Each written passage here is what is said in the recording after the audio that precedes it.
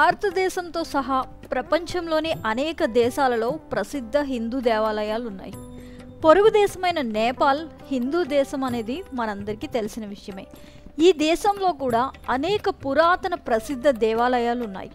ఈ ఆలయాలను ప్రతి సంవత్సరం వేలాది మంది భారతీయులు సందర్శిస్తూ ఉంటారు. ఈ ఆలయాలలో చాలా మర్మమైన బుధ నీలకంఠ ఆలయం కూడా ఉంది. హిందువులు అధికంగా ఉండే భారతదేశంలో మాత్రమే కాదు, అనేక ఇతర దేశాల్లో కూడా ప్రసిద్ధిగాంచిన హిందూ దేవాలయాలున్నాయి. పొరుగు దేశమైన నేపాల్లో కూడా అనేక హిందూ దేవాలయాలున్నాయి. ఇక్కడ ఉన్న ఆలయాలను సందర్శించడానికి భారీ సంఖ్యలో భారతీయులు చేరుకుంటూ ఉంటారు. అలాంటి ఆలయాల్లో పురాతనమైనది ఒకటి బుధ నీలకంఠ ఆలయం. ఈ ఆలయానికి సంబంధించిన మర్మమైన విషయాలు అందరికీ ఆసక్తిని కలిగిస్తాయి. ఈ ఆలయంలో ఏ సాధారణ పౌరుడైనా పూజలు చేయొచ్చు, కానీ నేపాల్ రాజకుటుంబ సభ్యులు మాత్రం ఈ ఆలయంలో పూజలు చేయలేరు. ఈ మర్మమైన ఆలయం గురించి మనం ఇప్పుడు తెలుసుకుందాం. బుధ నీలకంఠ ఆలయం నేపాల్ రాజధాని కాఠ్మండు నుంచి 8 కిలోమీటర్ల దూరంలో ఉంది. ఈ దేవాలయం శివపురి కొండ మధ్యలో ఉన్న విష్ణువుకి అంకితం చేయబడింది. మహావిష్ణువు పెద్ద శేషనాగుపై శయనిస్తూ ఉన్న విగ్రహం ఇక్కడ కొలువుదీరి ఉంటుంది. ఈ బుధ నీలకంఠ ఆలయ ప్రధాన విగ్రహం నేపాల్లోనే అతిపెద్ద రాతి శిల్పంగా పరిగణించబడుతుంది. భారీ విష్ణుమూర్తి విగ్రహం 1300 సంవత్సరాలుగా నీటిపైనే తేలుతూనే ఉందట. ఈ పురాతన ఆలయం దాని అందం, అద్భుతాలతో ప్రపంచవ్యాప్తంగా ప్రసిద్ధి చెందింది.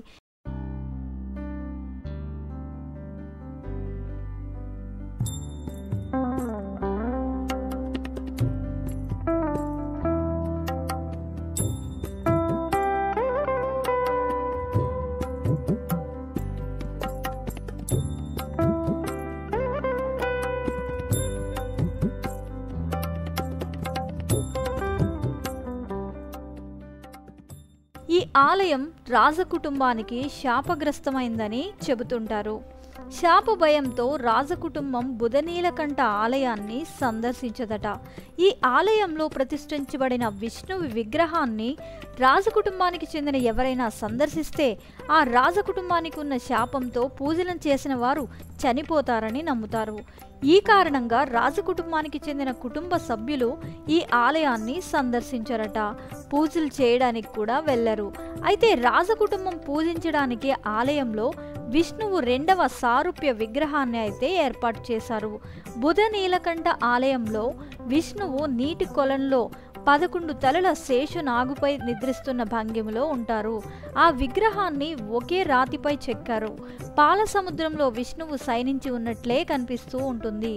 ఆదిశేషువు 11 తలలతో పాన్పుగా ఉండగా విష్ణుమూర్తి 4 చేతుల్లో సుదర్శన చక్రం, శంఖం, తామర పువ్వు, గద ఉంటాయి. సర్పాలు చుట్టూ చుట్టుకొని పాన్పులా ఉండగా వీటిపై విష్ణువు హాయిగా నిద్రిస్తూ భక్తులకు దర్శనమిస్తున్నారు.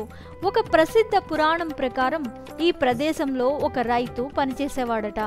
ఈ సమయంలో ఆ రైతుకి ఈ విగ్రహం కనిపించిందని నానుడి. 13 మీటర్ల పొడవైన ఈ చెరువులో ఉన్న విష్ణువు విగ్రహం 5 మీటర్ల పొడవు ఉంటుంది. సర్పాల తలలు విష్ణువుకి గొడుగు పడుతున్న రూపంలో విగ్రహం ఉంటుంది. ఈ ఆలయంలో విష్ణువుతో పాటు శంకరుని విగ్రహం కూడా ప్రతిష్ఠించబడింది. యోగ నిద్రలో ఉన్న విష్ణుమూర్తి విగ్రహం ఒక్కోసారి ఆ పరమశివుడులా కనిపిస్తుందట. పురాణాల ప్రకారం సముద్ర మదనం సమయంలో విషం విడుదలైనప్పుడు శివుడు విశ్వాన్ని రక్షించడానికి హాలాహలాన్ని కంఠంలో దాచుకున్నప్పుడు శివుని గొంతులో మంటగా అనిపించడం ప్రారంభించిందట.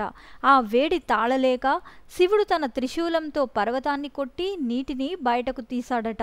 ఈ నీటిని తాగి శివుడు తన దాహాన్ని తీర్చుకున్నాడని పురాణ కథనం. గొంతులో మంట నుంచి ఉపశమనం పొందారు. కొంతసేపు సేద తీరాడనే కథ కూడా ప్రచారంలో ఉంది. శివుని త్రిశూలంతో కొట్టడం వలన వచ్చిన నీరు సరస్సుగా మారింది. ఇప్పుడు ఆ సరస్సును అంటే కలియుగంలో గోసాయికుండ అని పిలుస్తారు. బుధ నీలకంఠ ఆలయంలో ఉన్న ఈ చెరువు ప్రధాన నీటి వనరు. ఈ ఆలయంలో ప్రతి సంవత్సరం ఆగస్టులో శివునికి ఉత్సవం నిర్వహిస్తారు. ఈ సమయంలో ఈ సరస్సు కింద మనం శివుని ప్రతిమనైతే చూడవచ్చునని చెబుతున్నారు.